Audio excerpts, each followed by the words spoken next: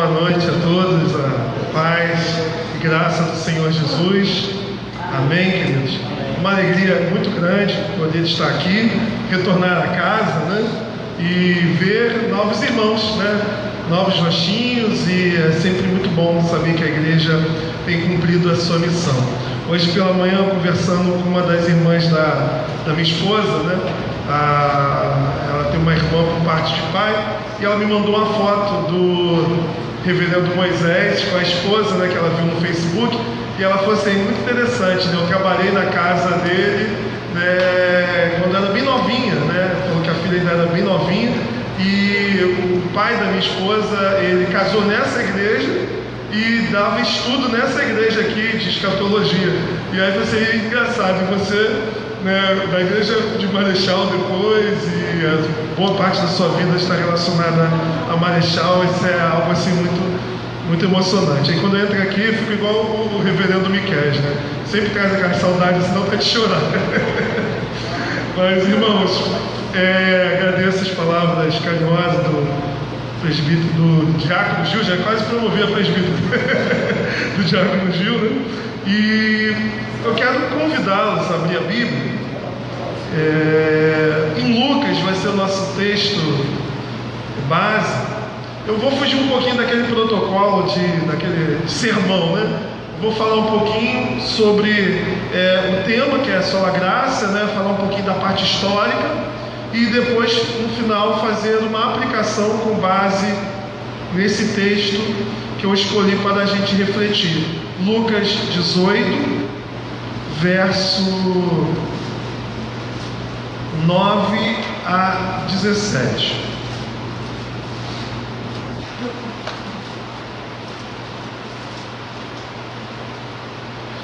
Lucas 18, do 9 a 17, texto bem conhecido, né? A parábola do fariseu e o publicano. Diz assim o texto, né? Propôs também esta parábola a alguns que confiavam em si mesmos, por se considerarem justos, e desprezavam os outros. 2 homens subiram ao templo com o propósito de orar, o fariseu e o outro publicano. O fariseu, posto em pé, orava de si para si mesmo desta forma: ó Deus, graças te dou, porque não sou como os demais homens, roubadores, injustos e adúlteros, nem ainda como este publicano. Jejuo 2 vezes por semana e dou o dízimo de tudo quanto ganho. O publicano, estando em pé, longe, não ousava nem ainda levantar os olhos ao céu, mas batia no peito, dizendo: ó Deus, sê propício a mim, pecador. Digo-vos que este desceu justificado para a sua casa, e não aquele, porque todo o que se exalta será humilhado, mas o que se humilha será exaltado. Traziam-lhe também as crianças para que as tocassem, e os discípulos, vendo, os repreendiam. Jesus, porém, chamando-as para junto de si, ordenou: deixar-lhe a mim os pequeninos, e não os embaraceis, porque dos tais é o reino de Deus. Em verdade vos digo, quem não receber o reino de Deus como uma criança, de maneira alguma entrará nele. Palavra do Senhor. Meus irmãos, é muito interessante nós pensarmos o quanto que temos dificuldade com essa questão da graça, né?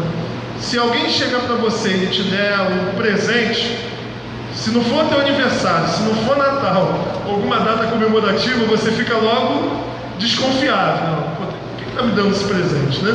Porque desde criança nós somos acostumados a receber sempre com base em alguma coisa, na troca. E também não tem nada de errado, né?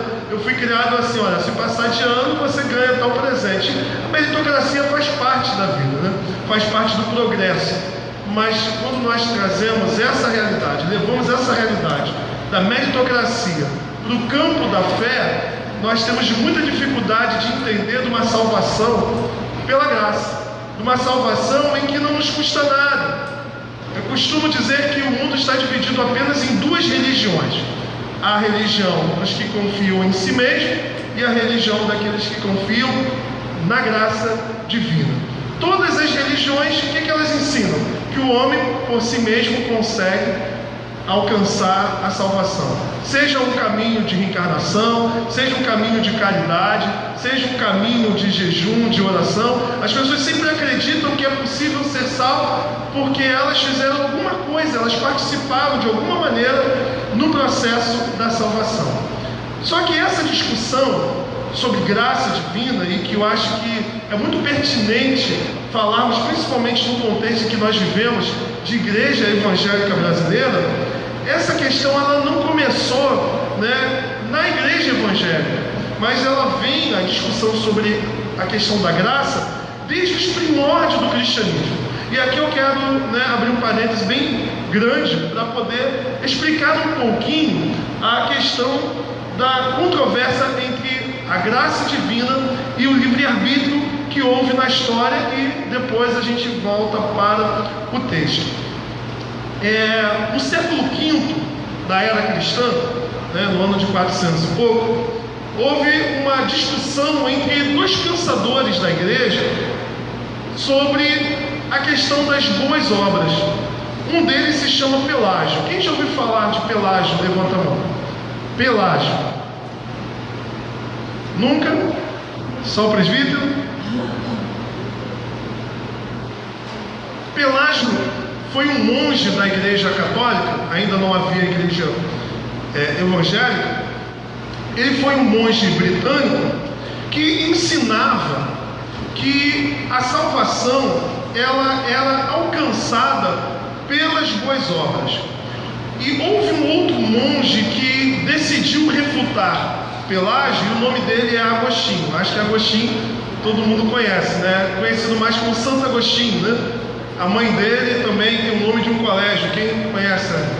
Santa Mônica, Santa Mônica, tem um colégio aqui perto, Foi mãe de Agostinho. E ele foi a pessoa que se levantou para poder fazer uma objeção ao ensino de Pelágio.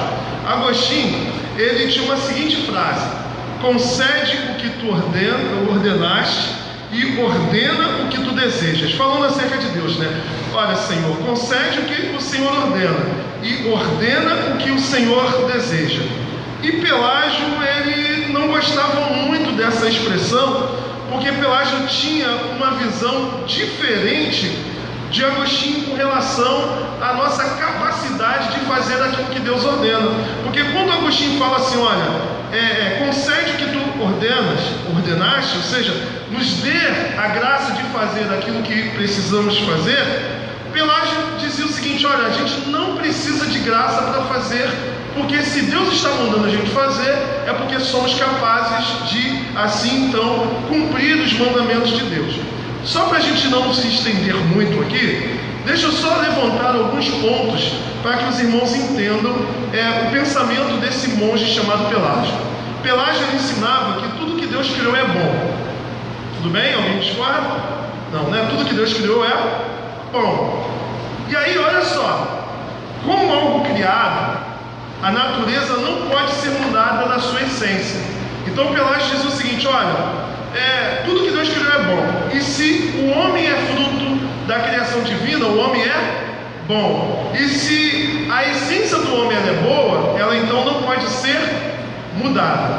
Então Pelágio já estava aqui falando que o homem é bom e não pode ser mudado na sua natureza, na sua essência. Então Pelágio ensinava aqui que a natureza humana é inalteravelmente boa.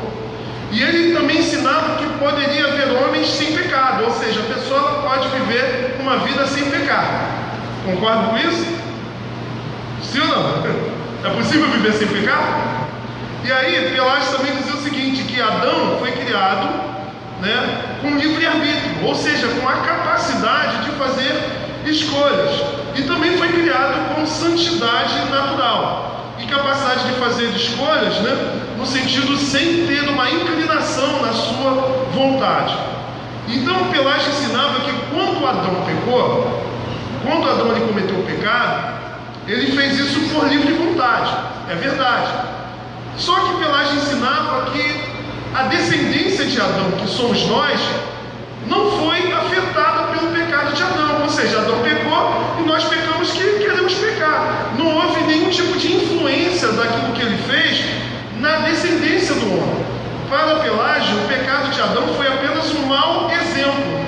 seja, eu vi uma pessoa pecar, agora eu posso também pecar assim por influência da pessoa, não porque o meu coração me inclina a fazer isso. Esse era o ensino de Pelágio.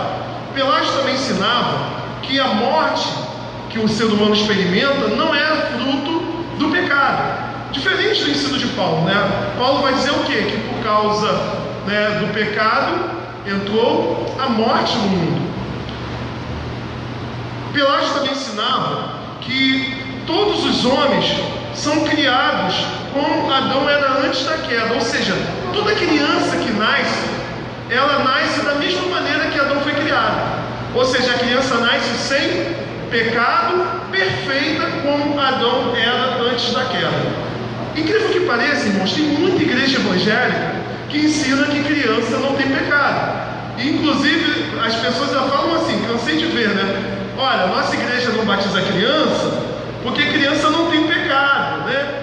Jesus disse que das tais é o reino dos céus, né? E aí, a ideia que se passa é que o pecado só chega na criança quando ela toma uma consciência.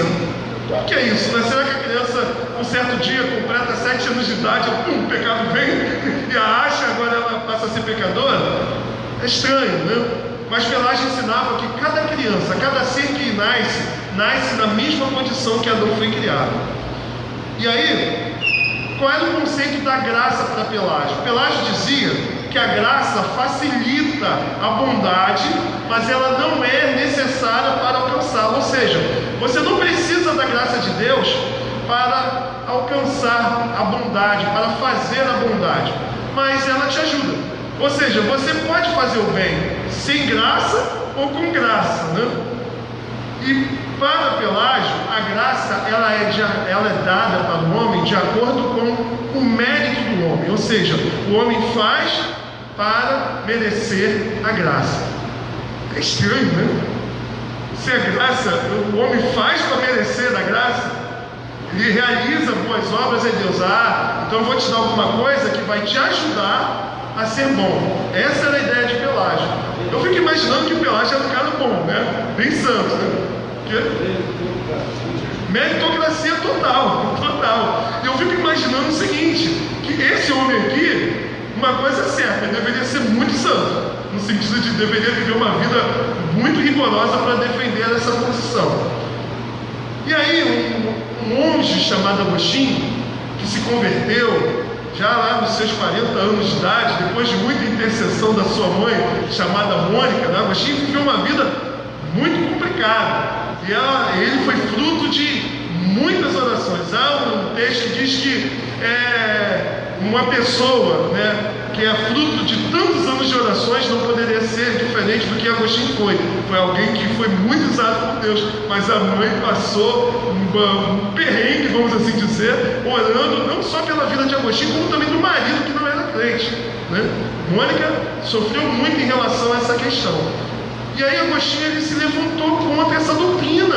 Não, isso está errado, não é dessa maneira. E aí Agostinho ensinou, eu vou aqui resumir o que Agostinho ensinou em alguns pontos. Primeiro, Agostinho dizia que a graça de Deus ela é livre, ela é preveniente, ela prepara o homem, e ela é irresistível, ou seja, quando ela alcança o homem, não tem como resistir a essa graça. E ela é infalível, uma vez que ela alcança, ela cumpre aquilo que ela é destinada. Agostinho também ensinou que o homem nasceu sem pecado. Pelágio disse isso, tudo bem, e com possibilidade de pecar. Até aqui, ambos estão de acordo. Ou seja, para Agostinho, o homem nasceu sem pecado, mas com possibilidade de pecar. O homem tinha livre-arbítrio, ou seja, ele não era inclinado nem para fazer o bem, nem para fazer o mal. Ele era, né, criado sem pecado e poderia viver uma vida sem pecado. Só que ele fez uma escolha errada. E a escolha que ele fez com que a sua natureza, diferente do que Pelágio falou, fosse afetada. Ou seja, a natureza do homem passou a ser uma natureza caída, uma natureza manchada pelo pecado, de modo que agora o homem tem pecado e não consegue deixar de pecar. Quando uma pessoa fala assim, eu tenho livre-arbítrio, Aí você pode falar para essa pessoa: então pare de pecar. Ah, não consigo. Então você não tem livre-arbítrio. Você faz escolhas, sim, você faz escolhas, como todos nós fazemos, mas as nossas escolhas, elas estão condicionadas à nossa vontade, à nossa natureza. Por exemplo, Deus é livre? Sim ou não? É? Deus é livre? Sim, né? A pergunta é: Deus peca? Pode pecar? Não, e é livre. Por que Deus não pode pecar? Porque a natureza de Deus, ela é boa, ela é perfeita, então Ele não consegue fazer aquilo que é contrário à sua própria natureza. Assim como o homem também, por causa do pecado, está com a sua natureza o quê? Marcada pelo pecado. Portanto, o homem é livre, mas dentro da liberdade que ele tem, ele sempre vai pecar. Então, Agostinho vai dizer que na eternidade, quando nós formos salvos por Deus, nós vamos ficar sem pecado e sem possibilidade de pecar. Então, quando uma pessoa que fala assim: ah, vocês acreditam aí que não tem livre-arbítrio, né? Isso aí, então vocês são um boneco de Deus, né? Um fantoche de Deus, tal. Aí você fala assim: no céu você vai poder pecar, meu irmão? Ah, não. Ah, então você vai virar fantoche no céu? Porque lá no céu você vai continuar fazendo escolhas, porém, você não conseguirá pecar. Por quê? A sua natureza, ela agora está o quê? Regenerada. Nesse sentido, Agostinho, né, deu um golpe mortal nas doutrinas de Pelágio. Lembrando que nesse período só tem igreja católica romana, né? E também a igreja do Oriente, que ainda não haviam se separado. E aí, olha só, Agostinho vai ensinar que o livre-arbítrio é a capacidade do homem de fazer escolhas sem essa inclinação, como o pecado às vezes nos inclina a fazer. Lembra que Paulo fala lá em Romanos, o dilema de Paulo, né? O bem que eu quero fazer, né? Não faço, enfim. O livre-arbítrio versus liberdade. Então o homem tem uma vontade corrompida, mas continua fazendo escolhas. Ele é livre para agir conforme os desejos, mas os seus desejos são maus. O homem é um escravo da sua própria vontade corrompida. Vamos olhar, por exemplo, Efésios capítulo 1, ou melhor, 2, só para a gente não ficar só na parte histórica. Efésios 2, verso 1 a 3, vai dizer assim: Ele vos deu vida, estando vós mortos nos vossos delitos e pecados. Então, Paulo compara o homem sem Deus, estando o quê? Morto. Então, morto é alguém que não tem, né, resposta, ele não consegue dar respostas a estímulos, nos quais andastes outrora, segundo o curso deste mundo, segundo o príncipe da potestade do ar, do espírito que agora atua nos filhos da desobediência, entre os quais também todos nós andamos outrora, segundo as inclinações da nossa carne, fazendo a vontade da carne e dos pensamentos, e éramos, por natureza, filhos da ira, como também os demais. Então, Paulo está descrevendo o estado do homem sem Deus. Ele é morto espiritualmente e também é escravo. Escravo de si mesmo, escravo do diabo e anda de acordo com o sistema, ou anda de acordo com esse mundo. Por natureza, ele é filho da ira divina. Então, essa é a condição do homem. E Agostinho então vai dizer que o homem não consegue fazer o bem se ele não for assistido pela graça. Ou seja, todo o bem que procede de Deus procede da graça divina. Então o homem só se volta para Deus se Deus primeiramente se voltar para o homem. Então quando uma pessoa fala assim: o homem tem livre-arbítrio. Então entenda, livre-arbítrio no sentido de fazer a escolha que quiser, sem que a graça de Deus o convença a receber Cristo, é impossível. Se for assim, então a gente não precisa nem orar para que o pecador se converta. Basta ele fazer o quê? A escolha. Mas para que nós oramos? Oramos para que a graça de Deus, pela ação do Espírito Santo, convença o pecador a receber Cristo como seu Senhor e Salvador. Qual foi o resultado final de tudo isso, né? Desse debate entre Pelágio e Agostinho? Tudo bem, gente? Até aqui?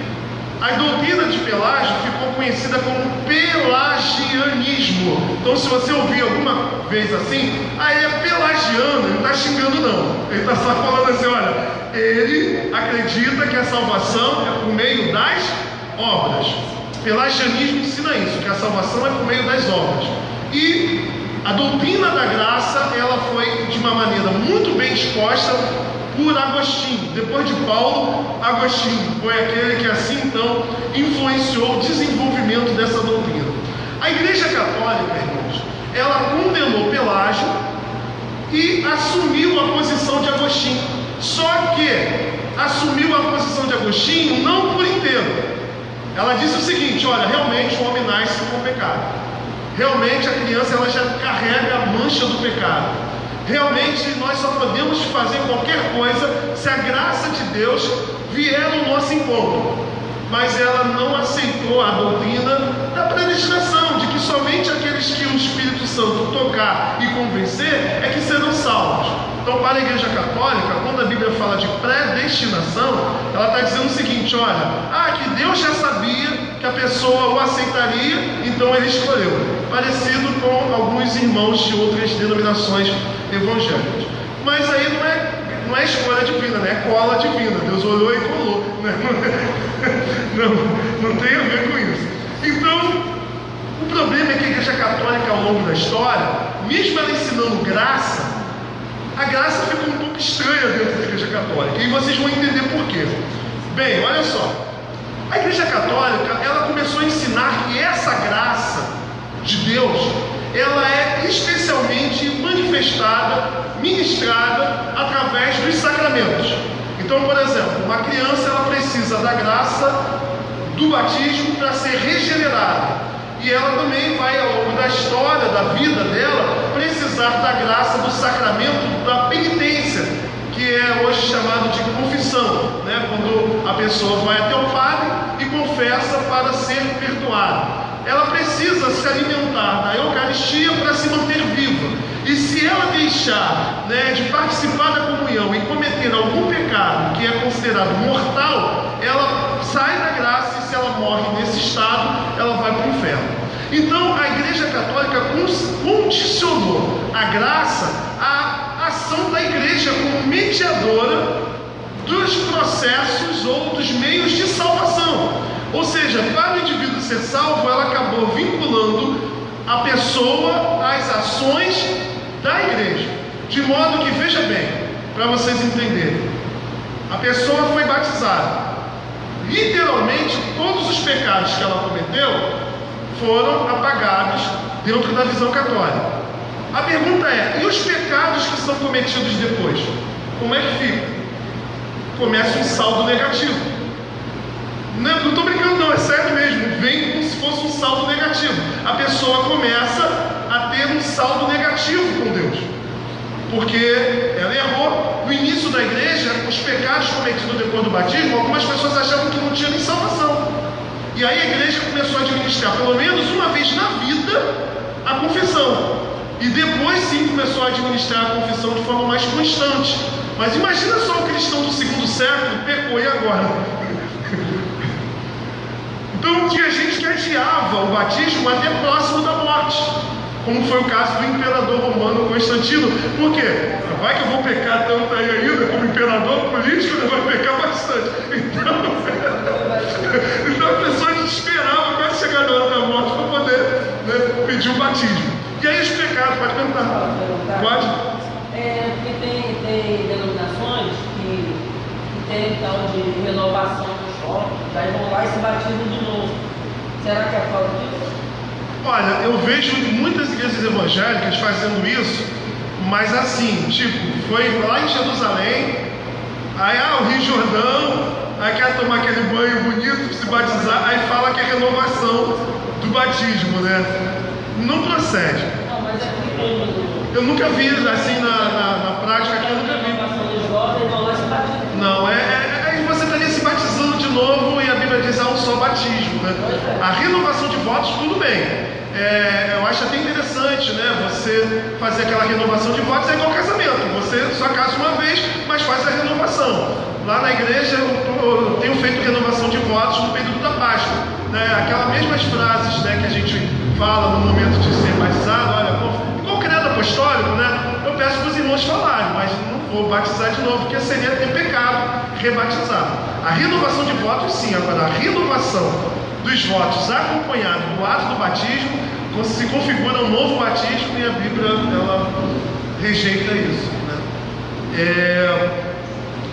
Nesse sentido aqui, irmãos, agora imagina o seguinte: você cometeu um pecado depois do batismo, e aí você tem uma chance de ser perdoado. Se for numa igreja católica e confessar, o padre, depois da confissão, vai te dizer: eu te absolvo em nome do Pai, do Filho. Só que naquela época não. Olha, a tua penitência é ir lá em Jerusalém, acender uma vela lá, a tua penitência é ficar 2 anos sem ter relação sexual com a tua esposa. Era coisa desse tipo.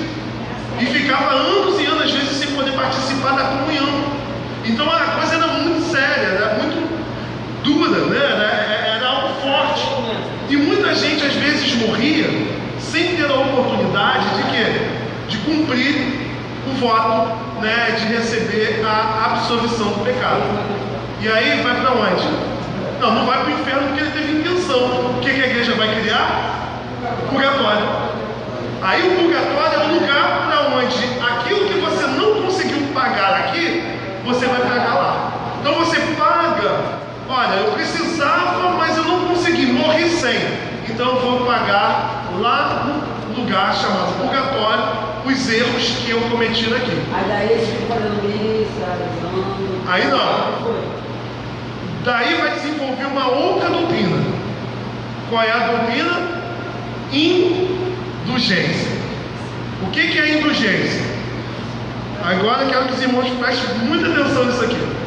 Da mesma maneira que existem pessoas que pecam e não conseguem, às vezes, viver uma vida de santidade que deveria viver, outras conseguem viver uma vida muito santa, muito justa, e às vezes sofre assim, tem uma vida de sofrimento, e aí você olha assim: poxa, mas essa pessoa era tão pura, tão santa, por que ela sofre tanto?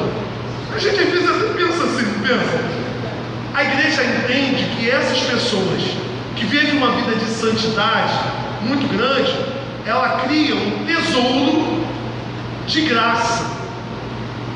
Está entendendo? Ou seja, enquanto alguns devem, positivo, a igreja, na pessoa do Papa, tem autoridade de administrar esse tesouro espiritual em favor dos que não têm. Isso é indulgência. Ou seja, a igreja administra as virtudes de Paulo, de Pedro, de Francisco, de Antônio, do Nilson, do fulano, do Beltrano, que não consegue ser assim tão santo. Aí da feira virou santo agora. Hã? Tipo essa. É assim a brasileira, né? A Irmã Dulce, já viu o processo?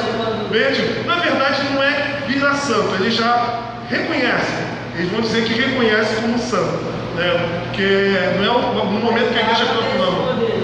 Exatamente isso. Para poder ser uma pessoa que pode interceder, no sentido de a igreja invocar a sua intercessão de forma pública.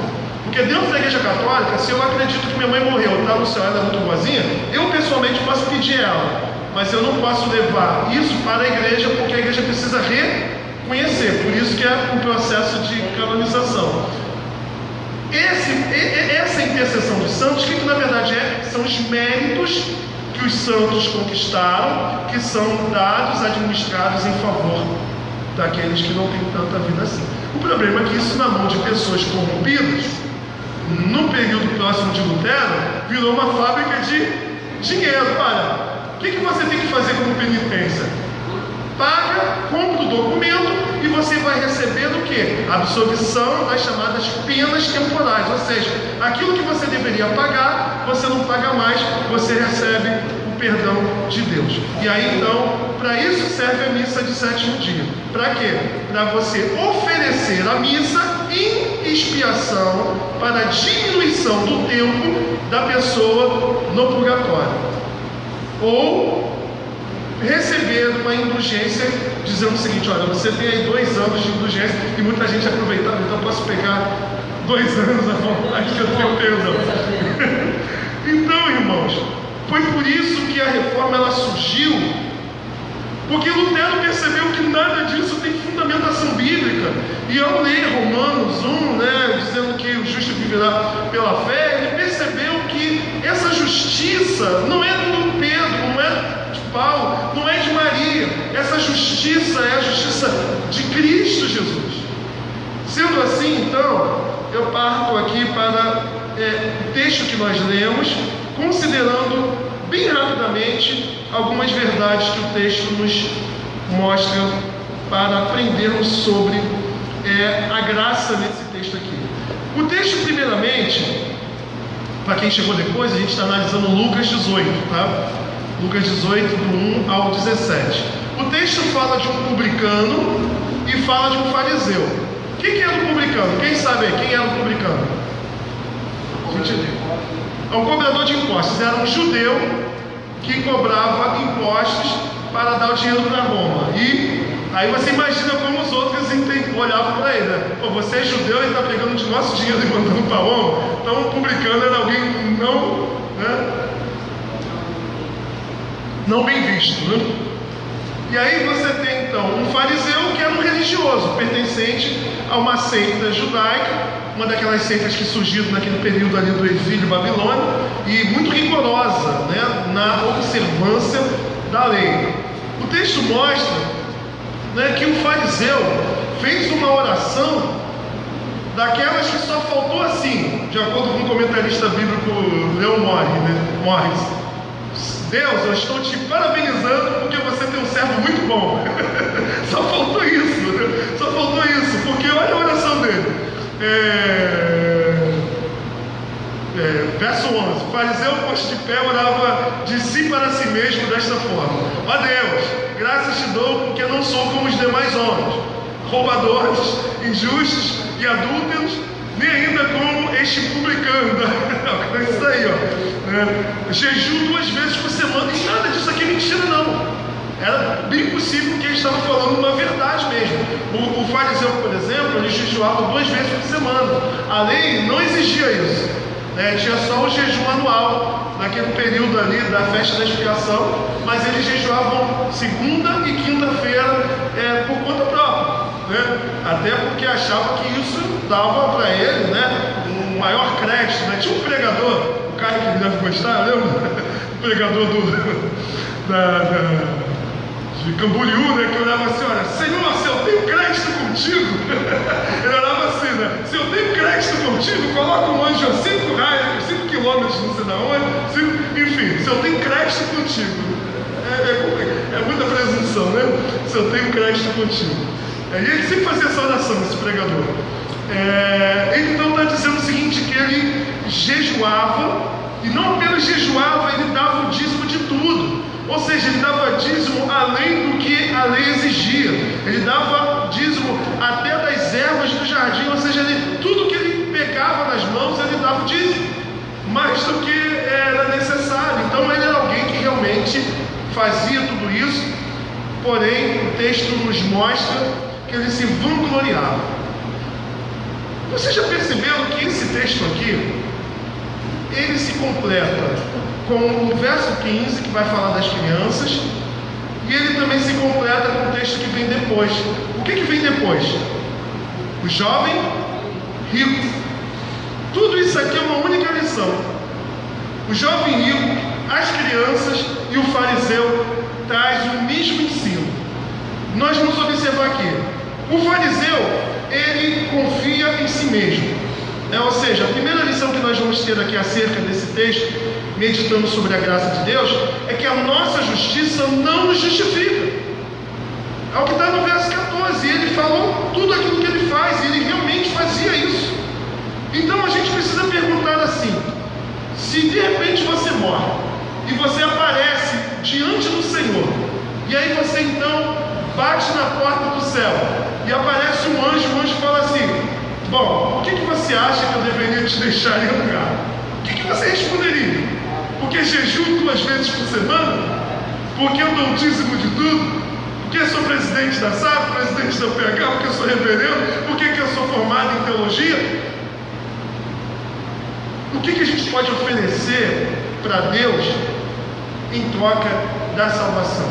Se a salvação fosse meritória, quem tem mais dinheiro teria mais chance de ser salvo, porque poderia fazer maiores caridades, maiores obras.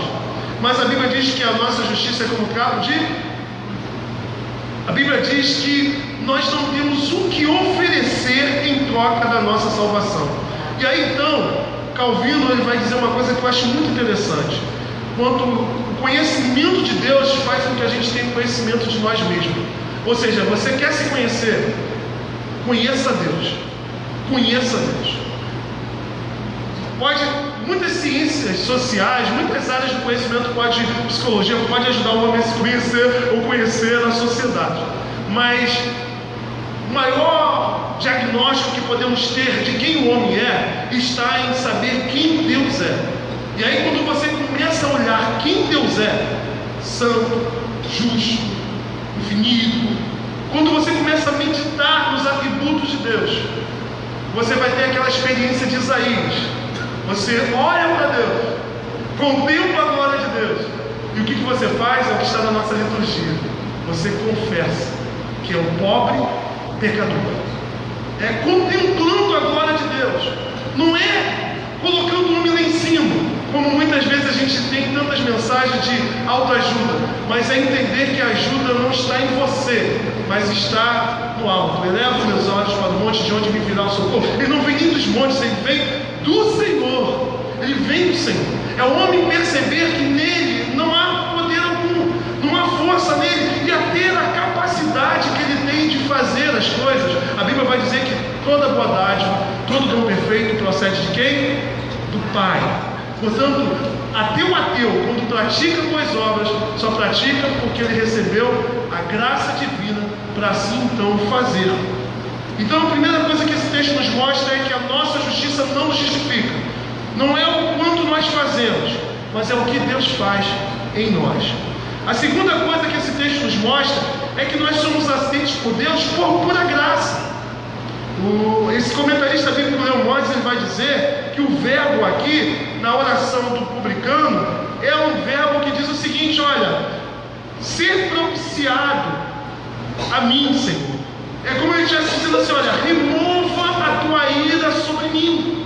Sabe o que é propiciação? Lembra da Arca da Aliança?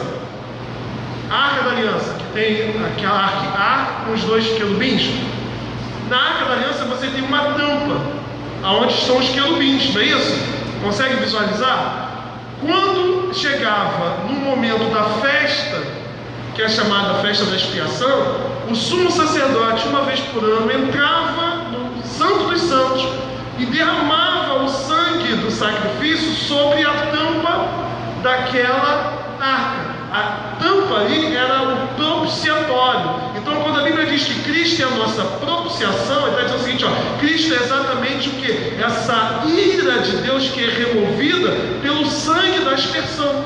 Cristo derramou o sangue que nos tira debaixo da ira de Deus, mostrando que agora Ele nos aceita. É por isso que o autor de Hebreus ele fala: olha, temos ousadia, né, de entrar no Santo dos Santos pelo novo e vivo caminho, porque esse novo e vivo caminho ele foi criado por quem? Por Cristo.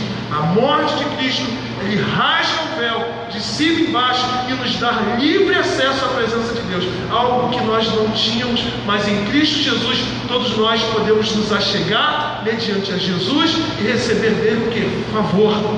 Portanto, meu irmão, não existe pecado que Deus não esteja disposto a perdoar mediante ao sacrifício de Cristo Jesus. Há pecado daquele mais terrível pecador, daquele indivíduo que a gente olha para ele e fala: ele não merece estar no nosso meio, ele não merece. Mas quando o Senhor manifesta essa graça, ele se torna irmão, ele se torna filho de Deus. O texto vai nos dizer exatamente isso. Olha a oração desse homem. O publicano, estando em pé, longe, não ousava nem ainda levantar os olhos ao céu, mas batia no peito, dizendo: ó Deus, se propício a mim, o pecador, ou seja, remova a tua ira da minha vida, me aceite. A oração dele foi uma oração de alguém que não tem nada para oferecer em troca do favor divino. E por último, nós vamos perceber aqui nesse texto que nós somos aceitos por Deus quando somos semelhantes a uma criança. Olha o que o texto diz no verso 5. Primeiro que no verso 14 o texto vai dizer que o publicano foi recebido por Deus e o fariseu foi reprovado. E agora no verso 15, o texto diz que traziam-lhe também as crianças, para que as tocassem. A palavra criança aqui, brefos, é crianças de peito, crianças que não têm condições de andarem por si só. Elas eram levadas até Jesus. E seja lá por qual motivo, os discípulos queriam impedir as crianças de chegar. Talvez porque achavam que elas iam incomodar Jesus, e Jesus, eles eram segurança de Jesus, e vira e mexe, faziam muitas coisas que não deveriam fazer. O que esse texto aqui não quer dizer? Algumas pessoas usam esse texto para dizer que, por exemplo, criança não tem pecado. Não é isso que o texto está querendo dizer.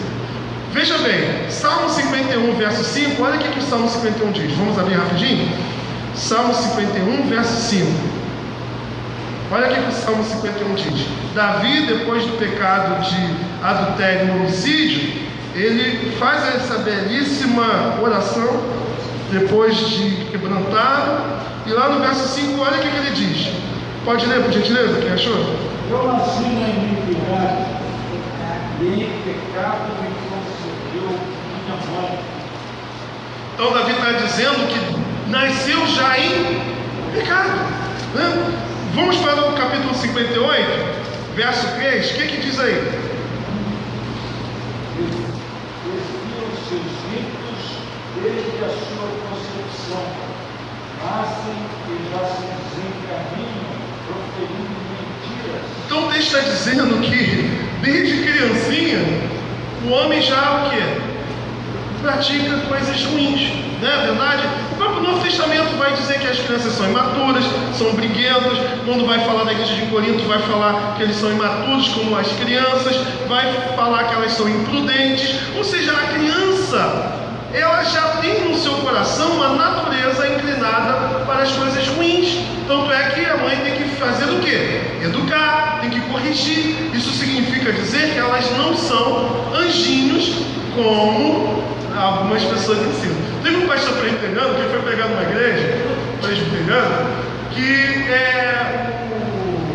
o pastor disse que ele foi pregar e pedido para ele realizar o batismo. O presbítero falou que lá naquela igreja eles tinham um costume, agora não estou lembrando o que eles davam, não sei se era uma toalha, alguma coisa assim.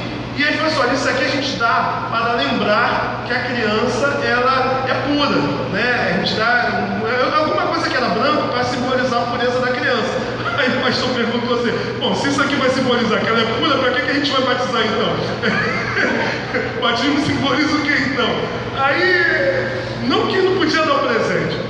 Se for uma toalhinha, não lembro agora, branca, simbolizando exatamente que aquela água purifica, né? Não que a água em si purifica, mas aquela água aponta para o sangue de Cristo, para a ação de Jesus, que traz purificação e nos torna puros, nos torna branco como a neve, enfim.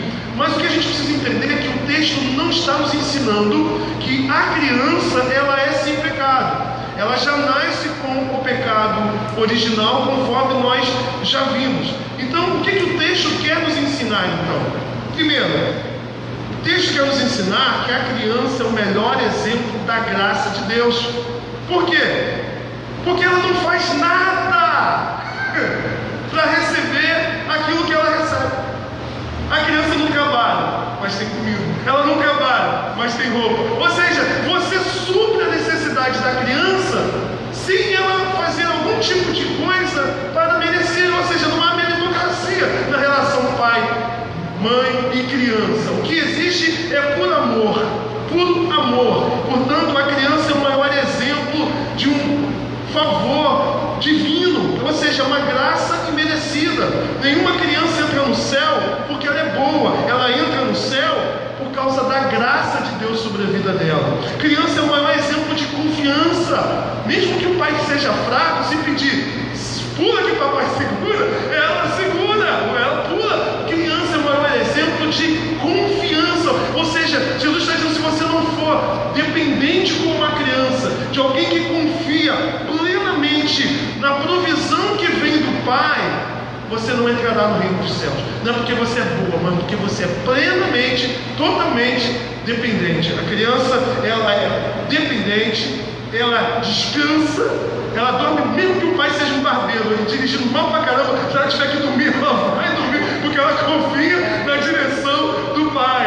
A criança, ela confia, ela depende, ela se entrega. É nesse sentido que Jesus está dizendo, nós precisamos ser como criança. Porque se você se chegar a Deus dizendo, olha, eu sou formado em teologia, olha, eu tenho mestrado, olha, eu sou muito bom, você não vai conseguir nada. Mas se você for como criança, eu não tenho nada, e fizer essa oração como esse publicano orou, ser propício a mim, com certeza Deus vai vir com a sua graça sobre a sua vida. Foi esse o problema do jovem rico. Pode falar, meu querido? Nós queremos reformar essa doutrina de Calvino, nós cremos na nossa salvação pela fé que vem do Senhor. Mas existem muitos evangélicos que criticam a fé a gente, nós alegarmos, nós declararmos que somos salvos.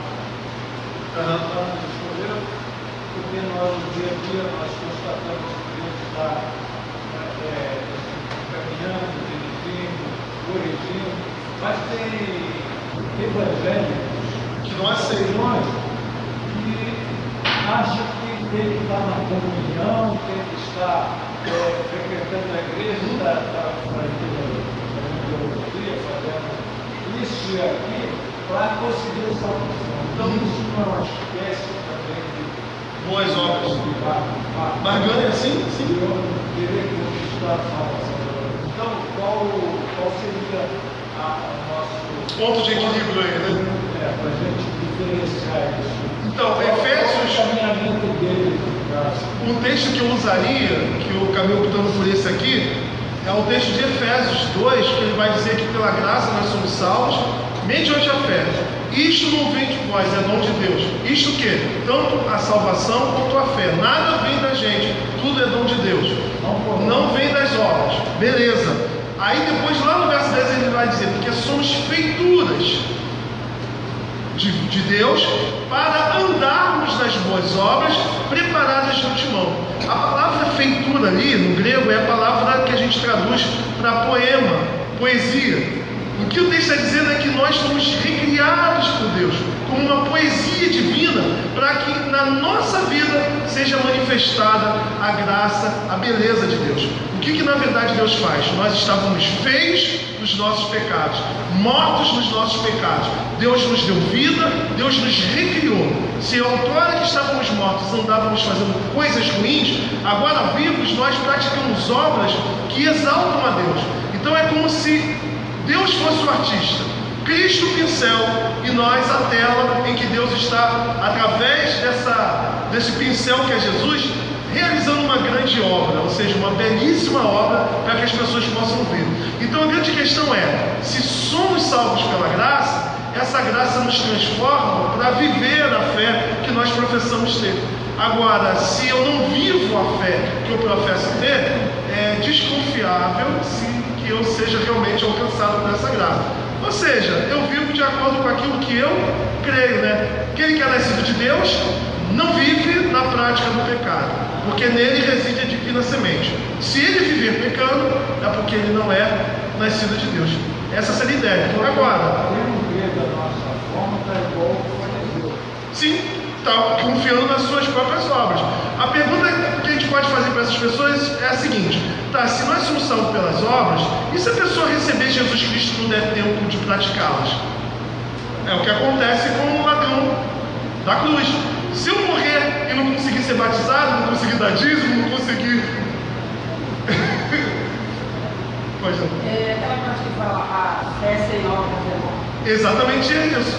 Se eu chego para a irmã e falar assim, olha, eu sou vegetariano, aí a irmã me vê no domingão comendo churrasco e assistindo o jogo do Flamengo, você é vegetariano? Exatamente o que o Tiago está querendo dizer no seguinte: olha, se você crê, você vive de acordo com aquilo que se crê. Não adianta você... O que ele fala? fala, fé sem obra é morta. Uma fé morta ela não existe. Automaticamente a fé, se ela é viva, ela é eficaz, ela é ativa, ela é dinâmica. Ela realiza alguma coisa, é igual amor, né? Amor é uma atitude. A gente vai conseguir realizar algo maior pela fé. A fé sem obra, ela é só uma intelectualidade. Eu acredito em Deus, ponto. Não é fé, na verdade. É só saber que Deus existe. E Tiago vai dizer, sabe que Deus existe? Tudo bem, o diabo também sabe. Então até não há diferença entre, né, o homem e o diabo. E aí a gente conclui aqui, assim, dizendo o seguinte, que fora da graça, não há mérito. Fora da graça o que existe é mérito, né? Ou seja, se não é graça, é mérito. Eu te dou um presente, o que nós usamos? Eu ouvi um pastor, que eu gostei muito disso aí que ele falou, que não é bonito, vamos dizer, não é correto, liturgicamente falando, usar a expressão obrigado. Aí eu fiquei assim, obrigado, porque sabe o que é um obrigado? O obrigado é quando você recebia, na Idade Média, acho que na pós, quando você recebia um dom, ou seja, um benefício, né, e você dizia assim, olha, obrigado, ou seja, eu estou na obrigação de te retribuir. Então quando a gente olha assim, obrigado Senhor, é como se você dissesse, Senhor, eu vou te retribuir o que o Senhor fez por mim. Na verdade a gente não deve usar o obrigado, deve ser, Senhor, eu te agradeço. Eu te agradeço porque não há o que fazer para poder retribuir a Deus. Fora da graça, o que é mérito, o que é retribuição. O que há, né, é devolver o pisão no pé, né? Pisão no pé devolvo também. Mas a graça é ficar no prejuízo, ou seja, Deus nos perdoou e ao nos perdoar, Ele simplesmente lança fora todo aquilo que nós outrora estávamos praticando de errado. Ele nos tem como justos mediante a obra de Jesus. Por isso, eu concluo dizendo que a criança, para mim, batizar a criança é muito lindo, porque o batismo infantil, para mim, é o maior exemplo da graça divina. Porque o batismo de criança, ela não vai por conta própria até o ministro, mas ela é levada, ela é passiva a todo momento, e é assim que acontece conosco. A todo momento nós somos passivos, nós somos atraídos pela graça e recebemos essa graça que é um favor imerecido. Não há nada que possamos fazer para retribuir. Portanto, qual é a conclusão que nós tiramos aqui? A conclusão é que sejamos humildes. Que sejamos humildes, pois ninguém aqui foi salvo de maneira diferente. Que sejamos humildes, irmãos. Cada um tem uma história, cada um tem um passado, e nós não podemos aqui condenar o passado do outro. Ah, mas ele foi isso, ele foi aquilo. Meu irmão, você só não fez o que ele fez, o que a graça te impediu. Mas dentro de você há toda a potencialidade de maldade. Então, que sejamos humildes. Não é para dizer, eu sou salvo e você não é, não. Uma pessoa uma vez uma outra pecando, errando, você fala assim, queima ele, Jesus. Não, Senhor, usa de misericórdia, como o Senhor usou na minha vida. É ser humilde, perceber que não houve ação, mérito teu para receber essa salvação. Sejamos gratos, pois fomos objeto do grande amor de Deus. Olha, que haja no nosso coração gratidão, que acordemos agradecendo, que venhamos a dormir agradecendo a Deus, mesmo quando o dia não é bom, mas só o fato de termos sido alcançados por Deus, de sabermos que fazemos parte da família divina. Irmãos, como que isso é motivo da gente glorificar a Deus durante o dia, né? Cantar hinos de louvores ao Senhor ao longo do nosso dia, que sejamos operosos, né? Conforme a irmã perguntou aqui, a irmã Neuza, o presbítero Saulo, olha, então o que a gente faz? Seja operoso, ou seja, pratique as boas obras, não para ser salvo, mas porque já é um salvo. Pratique as boas obras para que as pessoas possam ver Deus através de você. Ou seja, quando a pessoa vê você fazendo coisas boas, ela vai assim, poxa, esse camarada é cristão. É o aluno do colégio, bom aluno, é da igreja presbiteriana. Agora, como fica de casal, né? Quando o filho faz besteira, o teu filho. Não, mas quando faz uma coisa boa, o meu filho. Meu irmão, todos nós somos amados por Deus, todos nós somos amados por Deus. Mas tem coisa que a gente faz que Deus se sente, eu acho que pode falar, né? Orgulhoso. Meu filho, olha meu servo Jó. Como seria bom Deus olhar pra gente, né? Olha lá meu servo cara, olha minha serva outra. Ou seja, sejamos operosos na obra, para que possamos fazer com que o mundo entenda que o poder de Deus, a graça de Deus, ela é verdadeira. Ela muda a vida de um pecador. Amém, meus irmãos? Deus abençoe. Um exemplo, por exemplo, Esaú e Isaac. Diz a Bíblia que desde o ventre de Rebeca, Deus reprovava as obras de Esaú. Jacó, então. Jacó, né? Desde o ventre da Rebeca, ele já não gostava das obras dele. Então, não é radicalismo não, mas eu entendo que mesmo segundos depois que uma criança é gerada, ela pode ter um caminho mau ou um caminho bom. Mesmo segundo sendo gerado no ventre da sua mãe. E Deus diz que 1 milhão de dias, de meses, de anos para ele é igual segundos. É o que foi falado, a diferença não é ser criança, mas é a graça divina na vida de todas elas. Se Deus não operar,